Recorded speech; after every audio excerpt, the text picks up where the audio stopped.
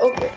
आज we will study contemporary issues and challenges in management. Contemporary issues and challenges का क्या मतलब है? इसका मतलब ये है दैट मैनेजमेंट जो है वो एक इवॉल्विंग डिसिप्लिन है, यानी कि वो चेंज होती रहती है। आपने फर्स्ट फ्यू चैप्टर्स में भी पढ़ा होगा दैट मैनेजमेंट पहले it use to be considered in Taylor style कि साइंटिफिक मैनेजमेंट ही परफेक्ट मैनेजमेंट है। उसके बाद मैनेजमेंट के स्टाइल्स बदले जैसे जैसे न्यू थिंकर्स आए, जैसे ऑल्टन मायो ने बोला दैट ह्यूमन रिलेशन अप्रोच, यानी कि ह्यूमन बींग्स को कंसिडर करना, that is the best approach to manage. Then next came that management by objectives, की objectives को set करना और उन्हीं के हिसाब से management करना, that is management. Then पहले 4 फंक्शंस थे, अब 5 फंक्शंस ऑफ मैनेजमेंट है, यानी कि पहले सिर्फ planning, organizing, directing and controlling था। फिर बाद में ह्यूमन रिसोर्सेज की इंपॉर्टेंस को देखते हुए स्टाफिंग को एक सेपरेट फंक्शन ऑफ मैनेजमेंट की तरह देखा गया। सो हमारे 5 फंक्शंस ऑफ मैनेजमेंट बन गए planning, organizing, staffing, directing and controlling. So management keeps on changing. Okay, इसका जो नेचर है इट इज इवॉल्विंग। ओके, ये इवॉल्व हो रही है, जैसे हम भी as a species we have evolved, similarly as a discipline management has evolved. So therefore there are certain issues we are facing nowadays with respect to the management. There are certain challenges which we are facing जो management के लिए क्या है, नए हैं एक तरीके के। ओके, तो हम उनके ऊपर फुल फ्लेजेड थ्योरी अभी डेवलप कर रहे हैं। We are developing theories on them, we are currently facing them in the 21st century. तो डेली हमारे सामने नए नए क्राइसिस आ रहे हैं and we need to manage them कि उनको मैनेज कैसे किया जाएगा। तो that is what this unit deals with, that is contemporary issues and challenges in management. So to begin with, सबसे पहले हम बात करते हैं ग्लोबलाइजेशन की। ग्लोबलाइजेशन आज की डेट में सबसे ट्रेंडिंग वर्ड है, globalize, that is going beyond your national boundaries. Okay, why do you need to go beyond your national boundary? With a purpose of exchange, with a purpose to do business. Okay, that is for exchange of goods, services, ideas, innovation, creativity, exchange of labor, exchange of students. We need globalization. That is, we need to go global, we need to think global, we need to act global.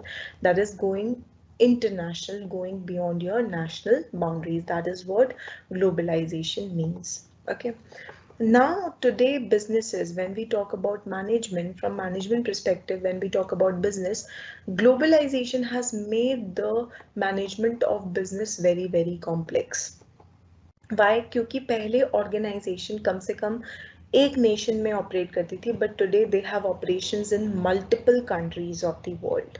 Okay, now globalisation क्यों, why do companies want to globalize themselves? Because obviously globalization leads to profitability and it also leads to productivity improvement. Profitability कैसे लेके आती है globalisation?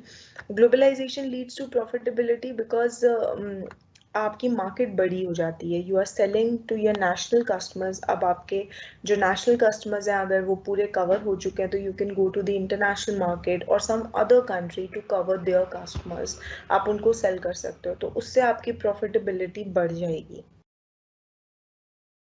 Along with that organisations अपनी productivity को भी बढ़ाने के लिए इंटरनेशनल जाती हैं। दैट मीन्स कि कुछ गुड्स उनके अपनी कंट्री में मैन्युफैक्चर नहीं हो पा रहे हैं at the right cost, so they go abroad to manufacture them at the right place, that is near to the source of production, near to the raw material. They establish their production facilities, तो उससे उनकी cost भी कम होती है और उनकी efficiency भी improve होती है। सो दैट इज वाई एक बिजनेस जो है वो ग्लोबलाइज होना चाहता है, that is to gain international recognition, to build an international image, and after building an international image it wants to grow, it wants to improve its profitability, and it wants to increase its productivity. So that is why, but at the same time, despite giving returns of profitability and productivity, globalization brings a lot of challenges for a firm with itself, which we will study in the next slide, that what all challenges a firm has to face with, if it has to manage, then what it has to manage in the globalization. But how a firm can globalize, सबसे पहले हम ये पढ़ते हैं that there are various means of globalization. You can globalize or go international through various methods. Okay, सबसे पहला तो ये you get into an export and import of the goods. Okay, export means selling the goods outside your country, and import means buying the goods from outside and bringing that to your home country. So this is the basic activity of going international. This is the basic activity of an international firm, that is to export and import, right? Export and import is the first step. उसके बाद जो entry के methods होते हैं they are much more investment oriented. जैसे कि आप licence भी दे सकते हैं किसी और कंपनी को कि वो आपके नाम पे रन कर सके in a different country. So licence to run a machinery, a technology that can be done by you and you in your own name can get established in the foreign country. Okay, then comes franchising, जिसमें आप अपना brand name देते हो. You train the other partner in the foreign country, जैसे McDonald's हो गए, Burger King हो गया, KFC हो गया. All of that are franchisees of international firms, global firms operating in various countries of the world, right? And last comes the FDI, which is foreign direct investment, जहाँ पे एक firm खुद अपना business establish करती है, not by lending somebody his name, not by lending somebody his machine, but by bringing all the operations to the foreign country. It established one of its own subsidiary or one of its own branches in the host country, right? The foreign direct investment. So the mean of globalization range from very risky, very little amount of involvement in the form of export and import to a very large amount of investment in the form of an FDI, that is foreign direct investment. Now, here the firms that are of particular interest to us are multinational corporations. That is the corporation which operate in multiple countries, which have their place of business in multiple countries. They are called multinational corporations. They are operating in different countries of the world, just like McDonald's, KFC, Starbucks. Then there is Burger King, right? So all of these are operating in multiple countries of the world, right? So they are multinational corporations. Multinational corporation is an idea which is very good idea for the country, especially for the developing countries, because they have great role to play in their development. अगर आप एक multinational corporation की बात करो तो they go to the developing countries with a purpose to get cheap labor or cheaper resources, right? And at the same time, developing countries gain a lot from them in the form of new learning, new technologies, because multinational corporations brings with them a lot of knowledge, lot of new technology, so they get to know about that. And customer society as a whole also benefits with the multinational corporations because they bring revenue for them, they generate employment for them, they construct roads for them, they externalities को generate करते हैं, that is they give back a lot of things to the society. So that is why multinational corporations are encouraged a lot by a country. जैसे India भी अब in the wake of COVID-19, it is trying to fight hard in its competition with respect to China, so that the manufacturing firms comes in India instead of going to the China, because China and India are only the two countries with cheap labor. India is at an edge because it has a much better English speaking population than China. So it is also fighting the competition with the help of by providing lucrative opportunities to the multinational corporations so that they come more and more to India. So every country want multinational corporations, foreign direct investment in their country, because they bring foreign exchange reserves as well with them. So they are of great importance to any nation, right? So globalization is basically exchange of a lot of things. It is the exchange of labor, it is the exchange of capital, it is the exchange of technology, which are three most popular resources nowadays. right? So nations in between themselves exchange and generate revenue for their people as well, and for themselves as well, in the form of exchange reserves. Okay, so moving on to the next slide. Okay, next slide is challenges of globalization. Now, in the first slide, we studied about that what is globalization, how it is beneficial, why it is encouraged.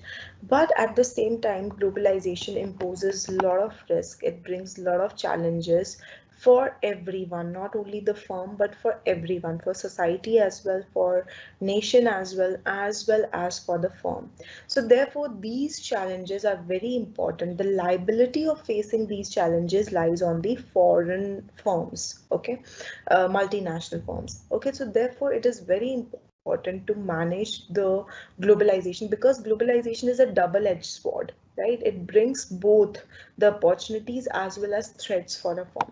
Opportunities कैसे, जैसे आज की date में अगर आप देखेंगे तो आपकी employment opportunities are not only in India, but if you have acquired enough amount of skill, then your opportunities also outside India as well. So it has opened a lot of opportunities for a lot of people, but at the same time, it has brought a lot of risk for the firm as well.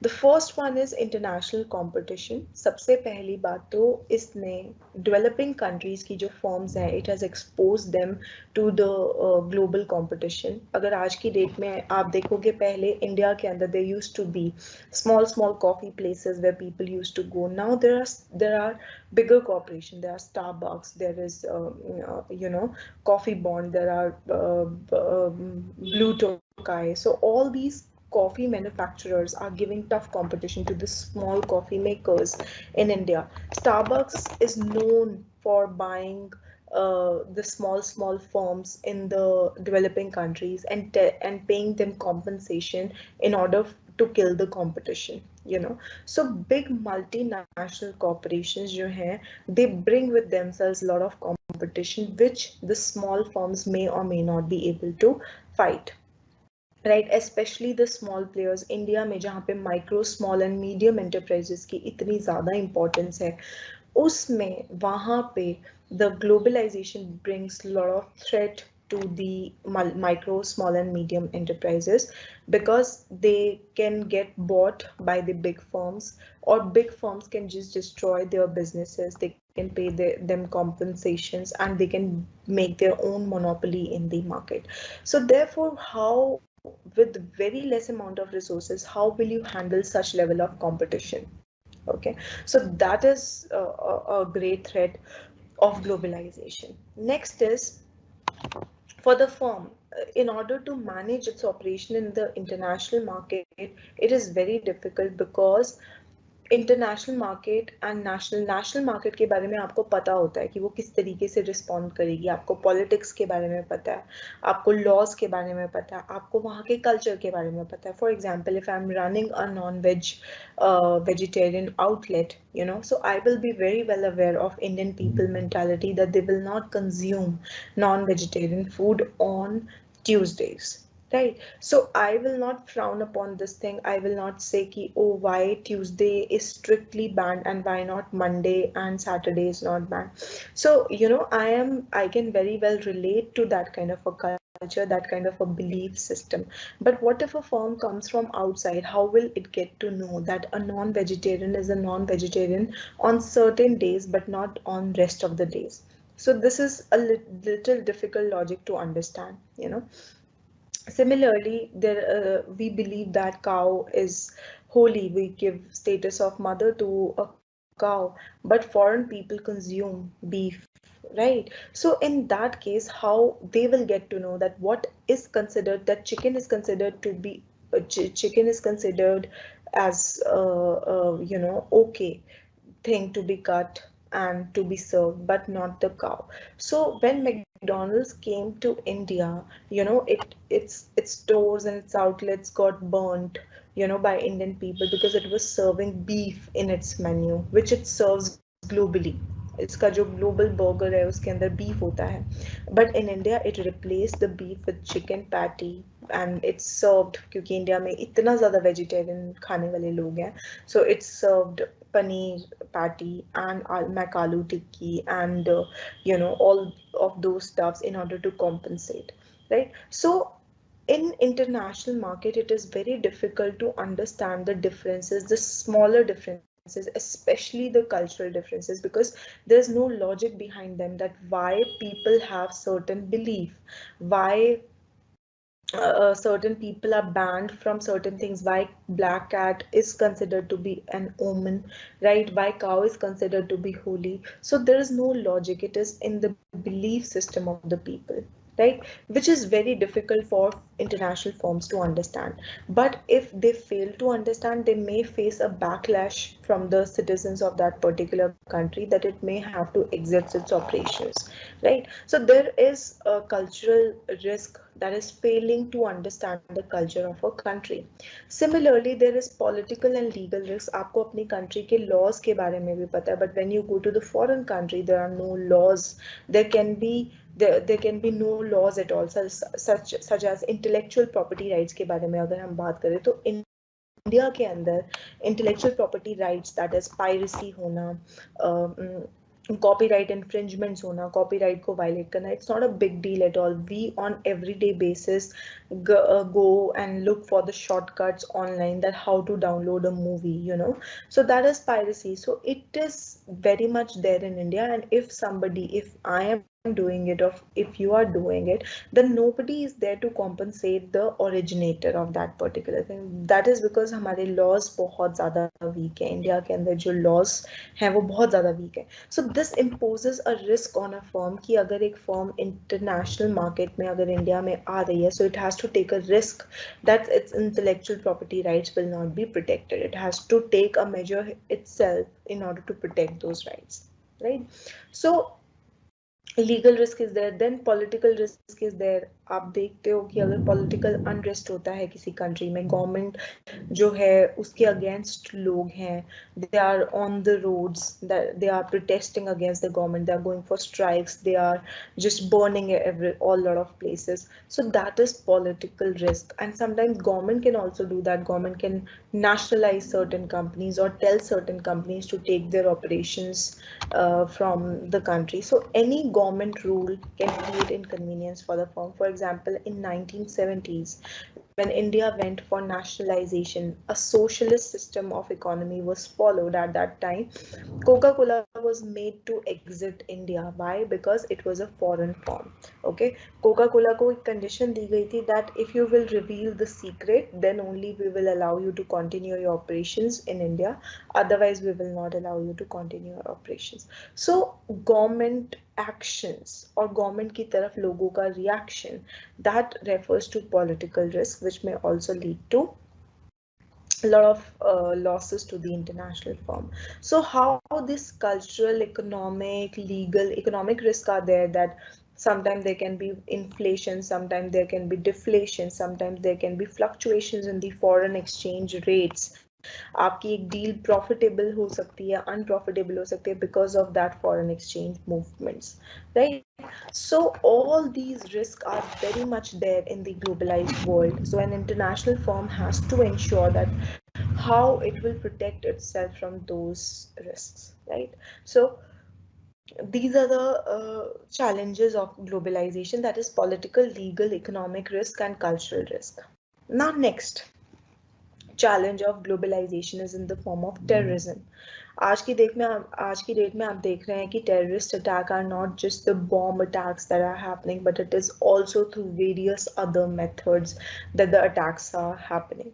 Okay, जैसे कि corona virus is very live example in front of us. It is nothing but a terrorist attack on other countries. It is a kind of a war that is happening between the countries.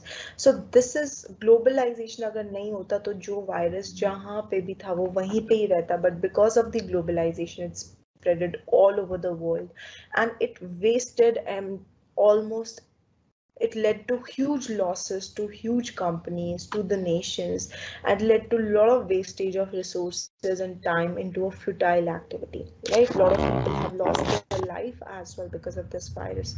So, and today, again, when the bomb blast happened in Mumbai 26/11, or we started checking each and every person's bag. आप कहीं पे भी जाते हो, चाहे mall है चाहे metro है, आपकी चेकिंग होती है. You have to go through that inconvenience of going, putting your stuff into the belt and then coming, getting yourself checked. Sometimes it leads to a lot of time wastage. And today again, you have gone, that circle has even gotten wider, क्योंकि अब आप जब metro में जाते हो तो आपका temperature check होता है, आपको सैनिटाइज किया जाता है, आपके बैग को सैनिटाइज करना बहुत ज़रूरी है.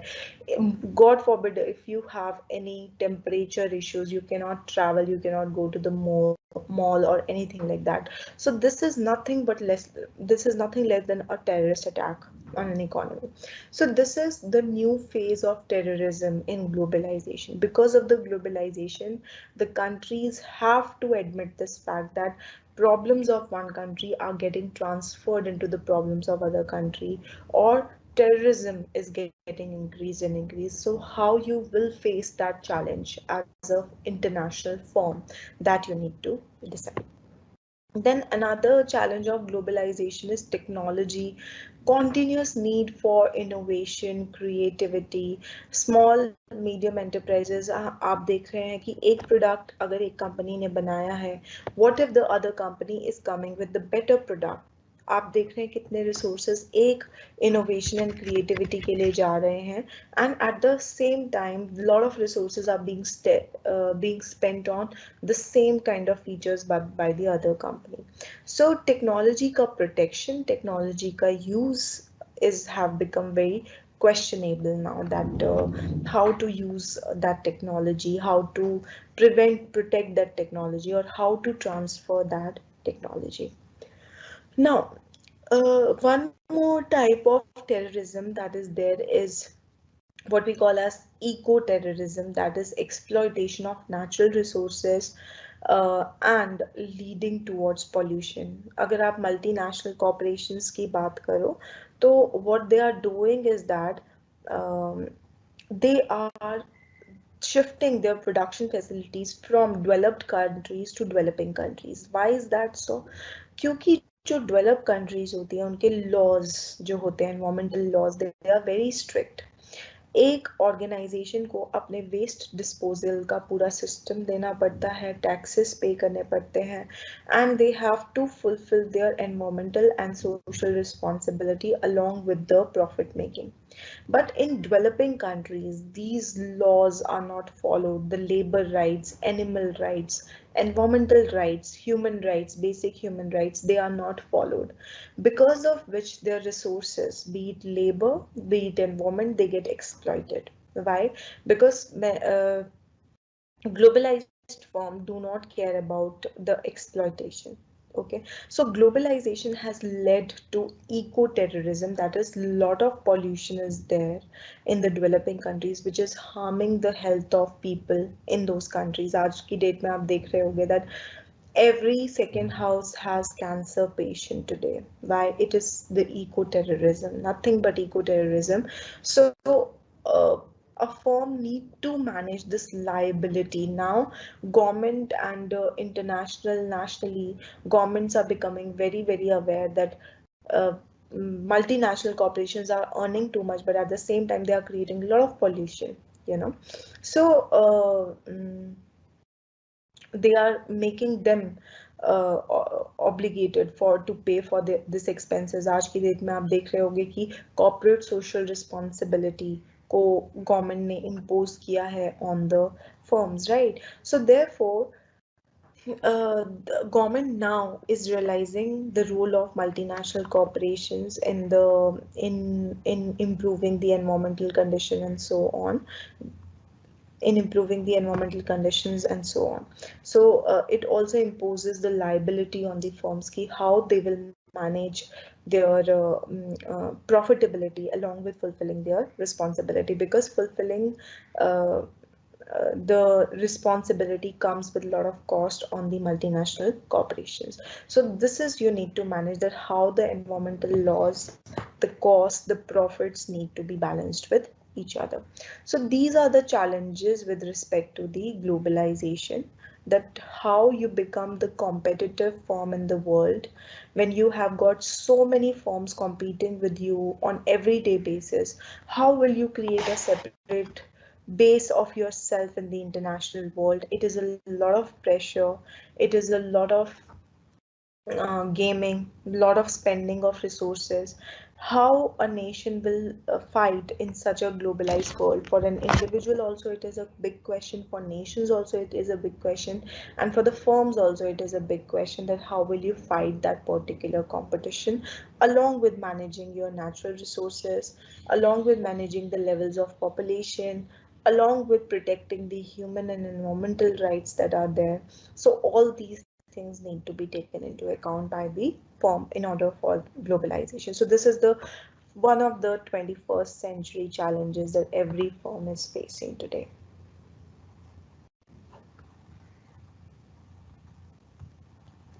Okay. After the globalization, the next issue that comes into place is workforce diversity. Workforce diversity, I would say it is nothing but the outcome of the globalization itself. अब हम globalised world में रह रहे हैं, तो therefore there are corporations operating in multiple countries, they are employing people of that particular country, right? So कितने, अब देखो अगर इंडिया में किसी ने अपना बिजनेस सेटअप किया है तो it will hire the people of India only, right? So Indian people are working closely with the foreign people, okay? And this is what leads to diversity. Diversity means, as given in the slide also, diversity refers to the condition of having or being composed of different elements. एक चीज को हम diverse कब कहते हैं कि जब एक चीज में मिक्स होता है डिफरेंट डिफरेंट चीजों का, that is those things are different from each other. The term is especially used to denote the inclusion of different types of people belonging to different age groups, different races, different genders, different cultures, different religions, regions, languages, etc. They are of different color, etc. in a group of an organization. So when I talk about diversity, it refers to how many different types of people from different cultures of the world and cultures of a nation work together, come together. It represents the management's ideology of acknowledging and respecting the differences amongst the people. When we talk about workforce diversity is all about acknowledging that other person is different from you. See, when we talk about diversity, respecting the cultural differences, that means if you have a belief system of a certain way, then you need to accept this fact that the other person can also have a belief system. Then only you can coexist in the world. For example, if we are Hindus and other persons are Sikhs, or the other person is Muslim, we can coexist only when we accept the fact that we all are right, we all are different from each other because of our religions, because of our cultures, right? And we should respect each other culture. So similarly, in an organization we can coexist if the people respect their culture, respect their diversity. So when we talk about diversity in the context of organization, it refers to workforce diversity, which is one of the contemporary issues faced by management today.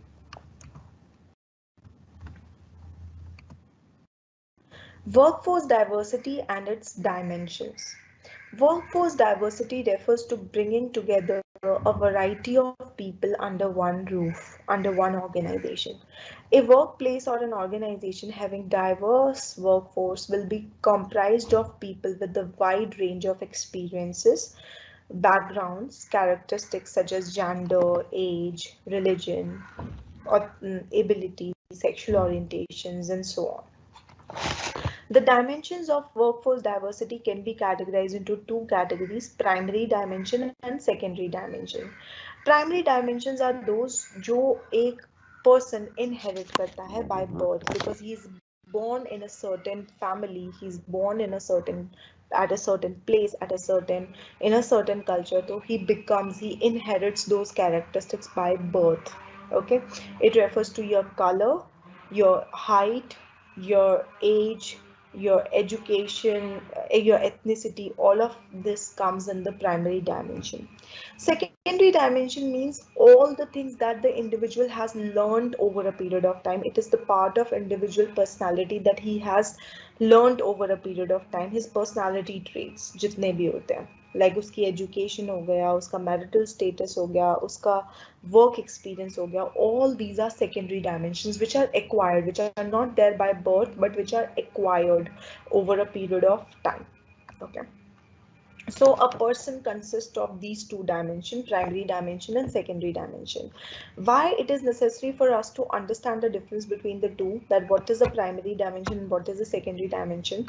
You can work upon changing people, secondary dimension, but not, you cannot change their primary dimensions. आप अगर एक organization में change लाना चाहते हो किसी के behavior में, किसी के attitude में, you can definitely bring it if it is a part of secondary dimension. But if it is a part of the primary dimension, that it is by birth, then you cannot change that particular dimension of an individual's personality. So thereby it becomes very challenging. The primary dimensions which are very difficult to change, so that becomes very challenging for an organization. Now, so therefore an organization need what we call as workforce diversity. Workforce diversity is a double-edged sword. That means having diverse people in the organization can provide you benefit, as well as it may lead to loss also. Having diverse people at workplace leads to numerous benefits such as creativity. आप different लोगों को लेके आए हो, they are brainstorming with each other. Obviously, they will have newer ideas. They can make you innovative, and they can build you a positive reputation. कि this is the organization which does not discriminate between the employees, right? Not even for the sake of innovation and creativity, diversity in workforce has become inevitable. मतलब आप इसमें help ही नहीं कर सकते. You are operating in a globalized world, and there the diversity will be inevitable. अगर आप दूसरे nation में जा रहे हो, तो obviously there will be number of people, you know, who will be you will have to hire, right? So with globalization and emergence of transnational corporations, people from diverse nationalities and religions are coming together and operating under one roof. Managing workforce diversity is therefore a critical issue, a challenge, also a contemporary issue in management, which implies creating an organizational climate in which people from they are different from each other on both primary and secondary grounds. They are coming together, they are coexisting and working with each other in full cooperation. Okay, now when the people have this confidence in the organization that they will not be discriminated, there will not be any biases on grounds of religions, on grounds of cultures, it boosts up the morale of the employees, and they want to work for such organization who does no discrimination. The only discrimination that they does is of the skills, and not on the basis of religion, caste, color, your preferences, and all of that. So that is what the strength of managing workforce diversity. Now there are various challenges which comes with the workforce diversity. सबसे पहला तो challenge आता है that when the people are from different cultures altogether. सबसे पहला आता है self-reference criteria. This is by nature that self-reference criteria का क्या मतलब होता है कि by nature उनका basic nature एक इंसान का क्या होता है कि while behaving with the people of other culture, it takes reference from its own culture. For example, अगर कोई मुझसे मिल रहा है, तो if I have to go by Indian style, I'm meeting with a US client, okay, United States से आए हैं, तो I am saying namaste to them and he's coming on to me with a handshake. you know. So both of these circumstances, I'm referring to my own culture while greeting the other person, and he's also referring to his own culture while greeting me.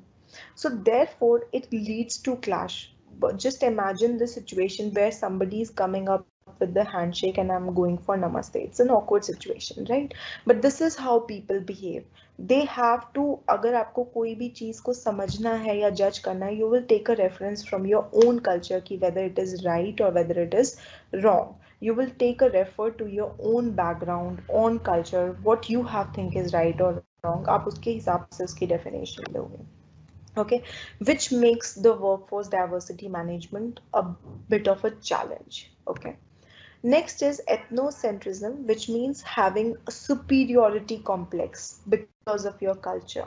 For example, Americans are criticized on the ground that they do not consider anyone else, they consider themselves to be the super nation and superpower of the world, and hence they do not respect other nations of the world and their culture. They think that their belief system, their democracy, their culture is supreme most in the world, and that is reflected in their behavior when they come in contact with the people of the other nation. Okay, so ethnocentrism means ki, okay, you are taking the self-reference criteria, means you are taking reference from your own culture, but ethnocentrism means अपने culture पे proud करना, अपने culture को सबसे superior मानना in comparison to the other cultures. For example, if I'm a Punjabi and if I keep on commenting that how Punjabis are so good and people from the other caste in India are not so good, or they have this typical features, so I am having an ethnocentric approach. That is, I am proud, I have overconfidence, or I have overestimated the superiority of my own culture. You should be proud of where you belong to, but you should not have superiority complex. Okay.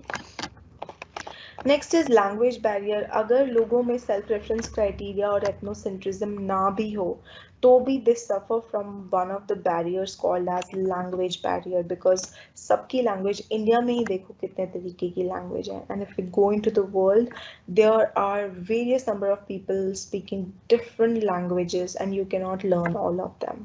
Okay, सो आज की date में हम कहते भी हैं कि English is international language, it is a business language because it is very easy to understand.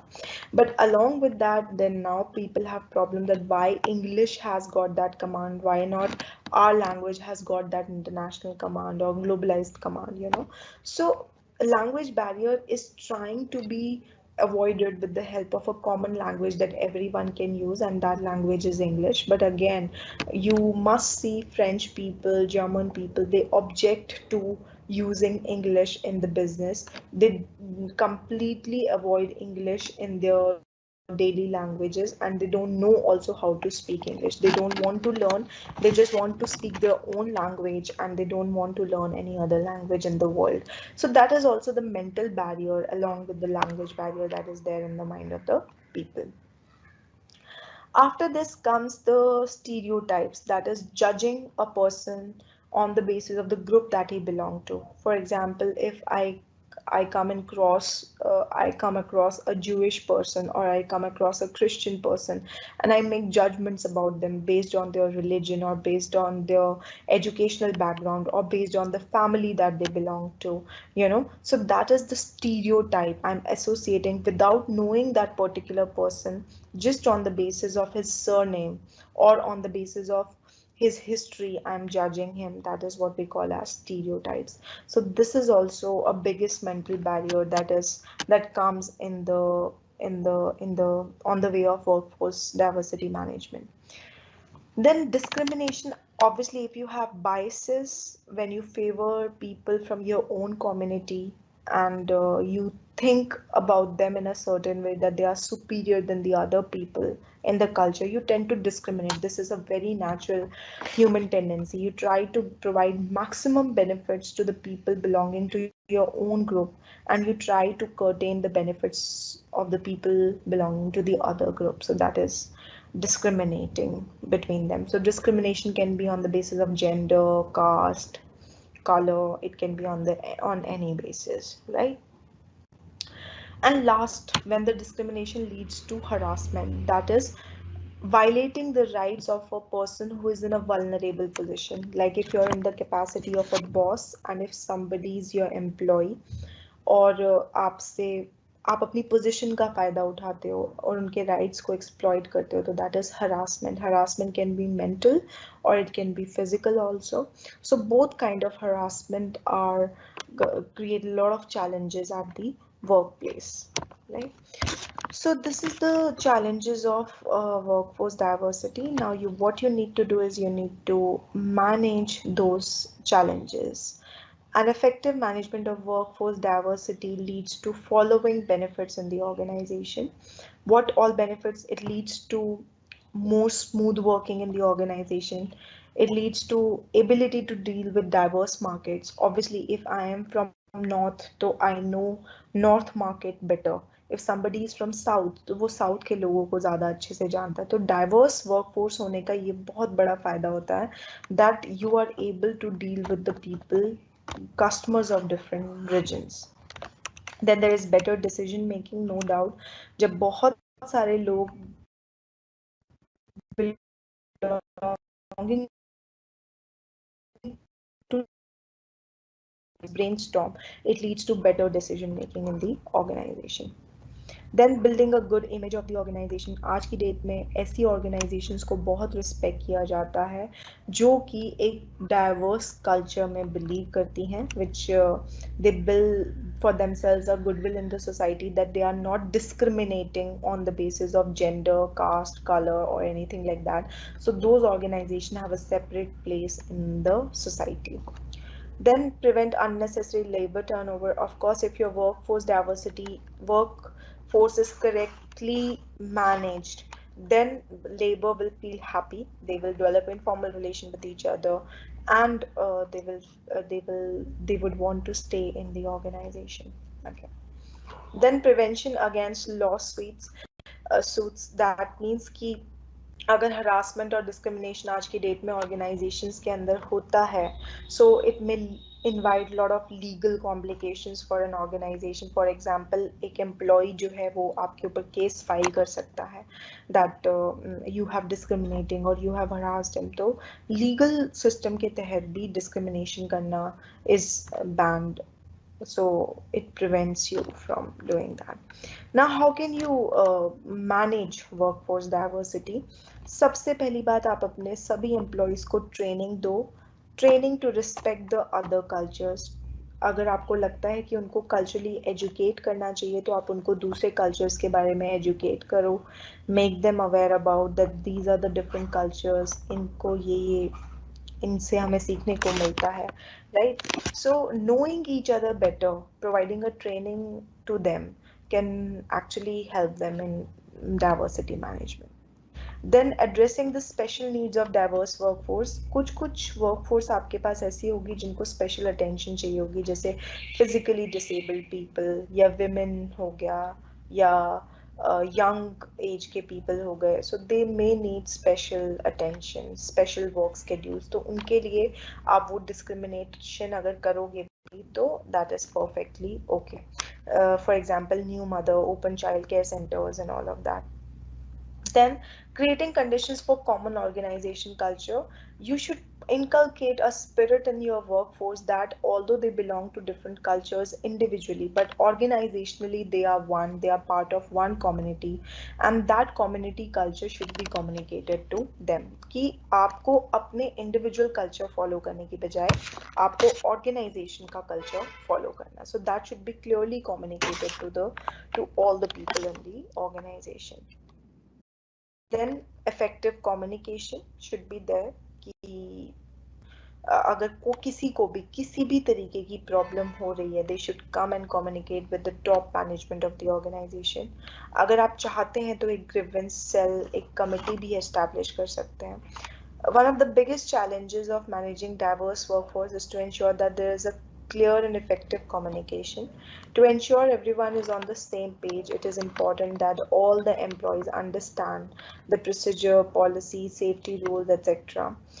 To overcome the barriers. So effective communication should be there in the organization. Next, encourage interaction. Informal meetings के through, participatory work environment के through, you can make the employees come in contact with each other. They can interact with each other, exchange their ideas, exchange their problems with each other, and hence the workforce diverse conflicts can be resolved. So this is about the workforce diversity as well as the challenge of globalization. So this is it for today. Rest of the section we will be completing in the next class.